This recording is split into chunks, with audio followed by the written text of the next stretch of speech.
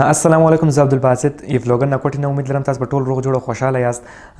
کرونا وایرس نړۍ په ډېرې هیوادو کې خپور شوی ده او وایس اف بلوچستان دا ډېر ښه انیشیټیو اخیستی ده په کوم کې چې خلکو ته کرونا وایرس باره کې معلومات او پوهنه ورسوي. او ایز ا فلوګر د زما هم ذمهداري ده چې خلکو ته د کرونا وایرس ځان ساتلو او مخنیوي لپاره یو څه لنډې خبرې وکړم. هغه دا دی چې صفایي په ډېر خیال ساتو، خپل لاسونه مینځئ. ډېر الحمدلله موږ مسلمانان 5 وخت لمونځ او داس موږ لپاره ډېر غټ نعمت دی.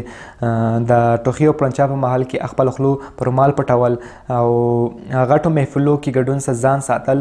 چیرې د ناروغۍ نیک او نښانې په ځان کې وویني، څنګه چې سخته تبه، وچ ټوخی، بدن کې درد او ساه اخیستلو کې مشکل، نو خپل ځان له نورو خلکو لرې وساتئ. ماسک استفاده واخلئ او ډاکټر ته ځان ښکاره کړئ. اخري او ډېره اهمه خبره، خپل ماشومانو ډېر خیال ساتئ. اوس د هغو جسماني مفادیت ډېر کم وي. امید لرم ستاسو به دا مسیج باندې عمل کوئ او مخ ته به یې شیروئ. یو جهان مننه، په الله مو سپارم. جزاک الله.